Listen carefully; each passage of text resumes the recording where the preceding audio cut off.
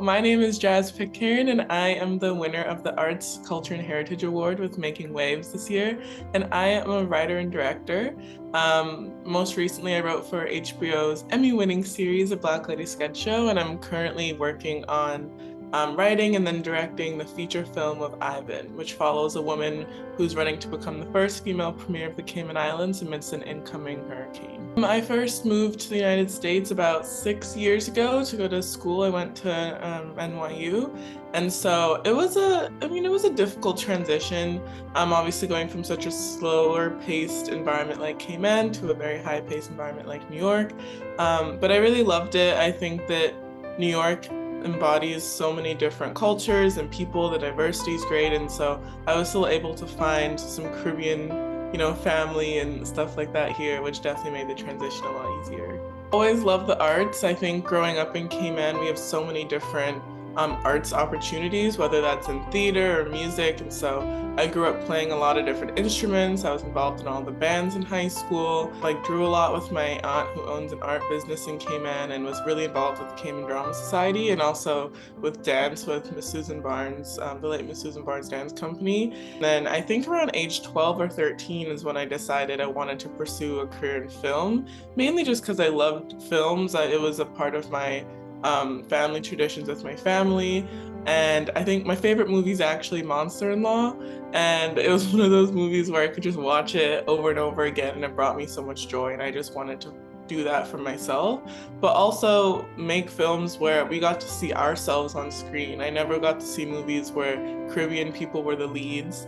And so that was also something that really inspired me, was to start putting ourselves on screen also. My goal is to be a feature film writer and director, specifically of movies like Ivan, which is based off of Hurricane Ivan that hit the Cayman Islands. And in order to get to a place where you can raise $3 million to make a feature film that is meant to be a feature film that will be seen by the masses, something that would be critically acclaimed and really put Cayman in the best light possible, not just as a place to film, but also as a country, as an industry, like building a film industry there.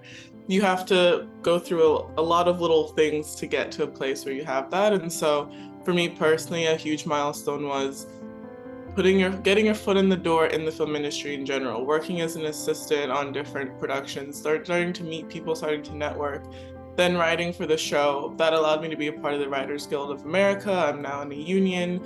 I also wrote for a reputable, Emmy-winning show for HBO. That helped build my credibility. Then making the short film as a proof of concept, we were able to show that we could make a high quality short film in Cayman. We were able to show the special effects, also show that we have crew locally that could work on such a high barred film, and also that we had the support of the local community. That was a huge part of this proof of concept, not just showcasing my ability to direct, but also Cayman's ability to produce a high quality film that directly correlates to the feature film that I'm hoping to make. So those would be the little milestones I've taken since then. That's really helped catapult me into, that short film has won several awards. We've been in several Oscar qualifying film festivals. It allowed me to be a part of some prestigious fellowships now, working on the feature film. And so hopefully that will all turn into me now making the feature next year. Yeah, a memory that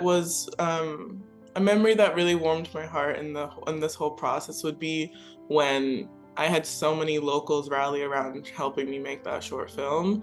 We had everybody, whether it was someone who was donating financially or in kind, between the Ministry of Tourism to locals who were just showing up to be extras or volunteering on set, people who just really wanted to support and understood the vision. Any opportunity I have to open the door and show other people what this looks like, what this world could look like, to know that it's possible, to know that there's such an open communication between being able to reach out and ask any questions and being as helpful as I can, is a huge part of being Caymankind.